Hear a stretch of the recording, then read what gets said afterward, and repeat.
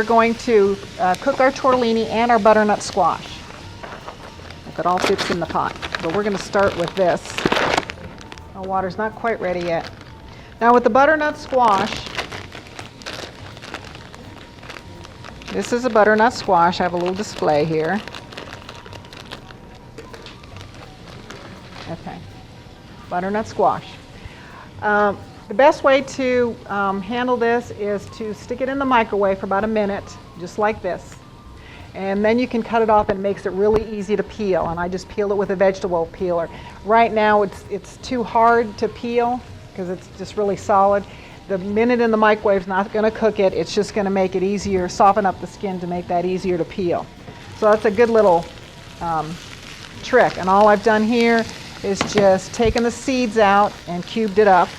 Okay, so our water, we are going to salt the water.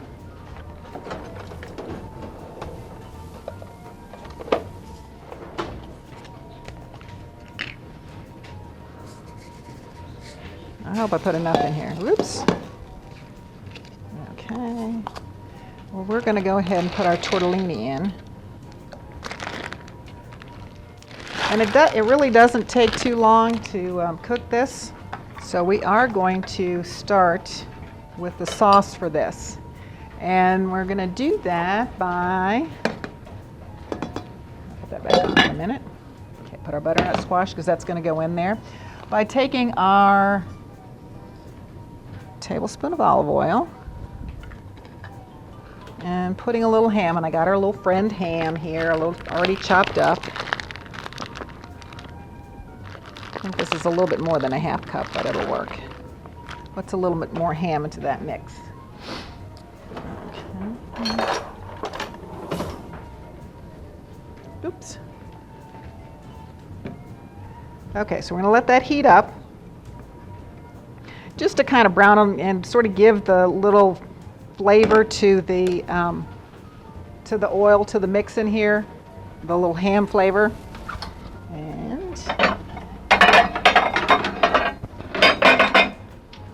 we'll get our baking dish.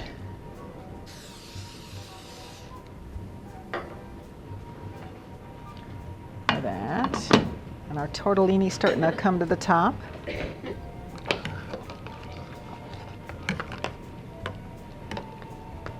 Still feels a little hard. Okay. Oh, and our ham is starting to sizzle.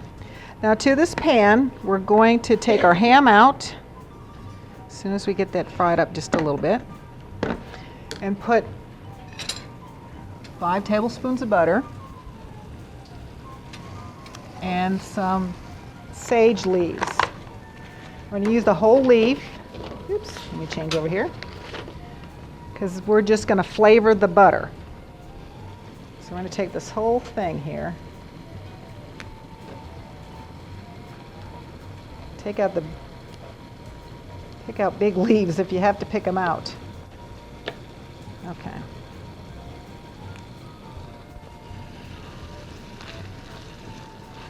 Okay, that's frying up nice. That's good. I'm going to go ahead and add the butternut squash.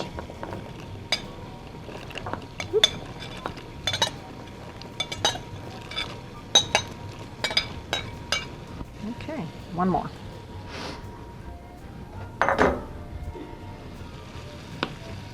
All right, we're just going to let that cook a little bit. And let's see if I can make it faster. All right.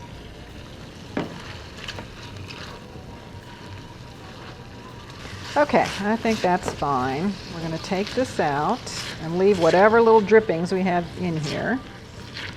And we'll go ahead and put our ham in the baking dish. If you'd like to fry that up a little bit more, that's fine.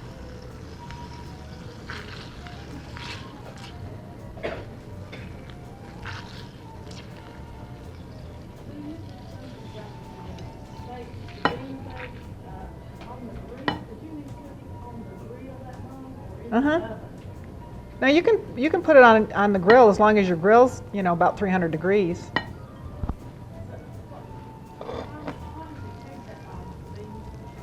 it's all cooked. What it's just doing is just blending all the flavors.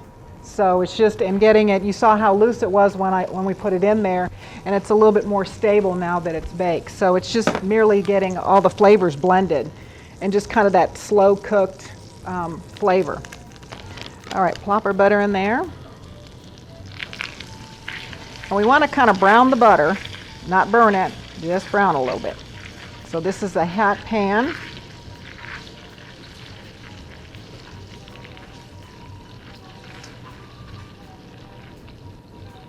I'm going to go ahead and put our sage in so that gets kind of in there. And like I said, this is just going to flavor the butter. We're going to pull it out when the butter gets kind of brown. Give our squash here a little stir. Ooh, I can smell that sage. It smells like Thanksgiving. I always thought it's funny how different smells remind you of different things. No matter when you make sage, it's always going to smell like Thanksgiving. Okay, and you can see how the butter's kind of browning now. Let me turn that down just a little bit. We're going to put a teaspoon of sugar in here and a little bit of chicken broth. 2 tablespoons.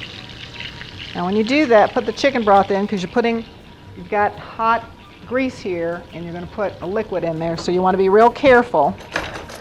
Yeah, I got to get that you don't spatter the grease up and burn yourself.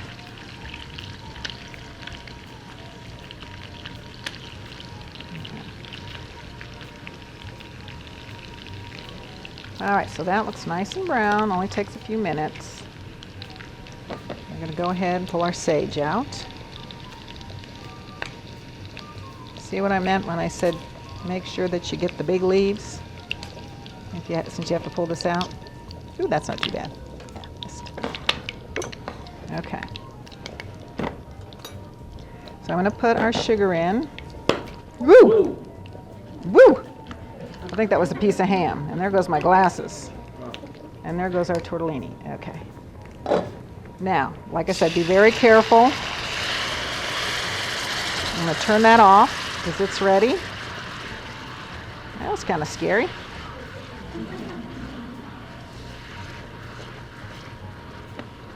Couldn't have been that bad. I didn't see my life pass before me. Okay. I'll just put that over there. That is ready to go. And I believe this is going to be ready to go.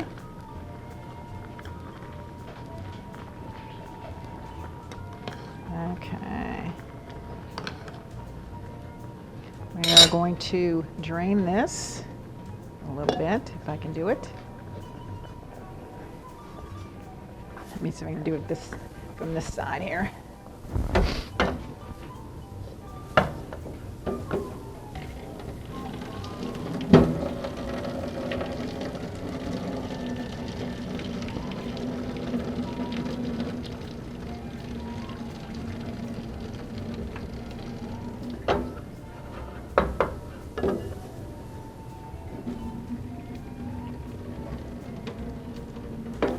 Okay. I think that's about got everything. All right. Put our browned butter, sage butter on it.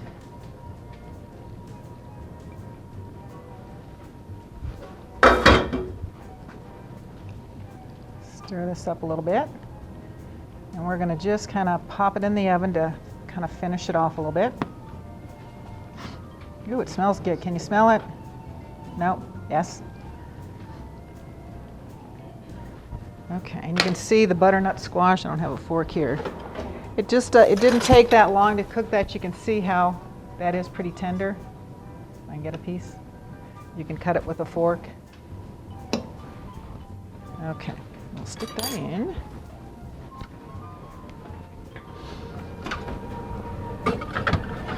And we'll put a little bit of this out, and here is our butternut squash and cheese tortellini. And how long do you leave it In the oven, just till it just sort of heats it up. You know, because we've got, even though the butternut squash and the tortellini was heated up and the butter was heated up, just to kind of get everything all on the same page. Okay.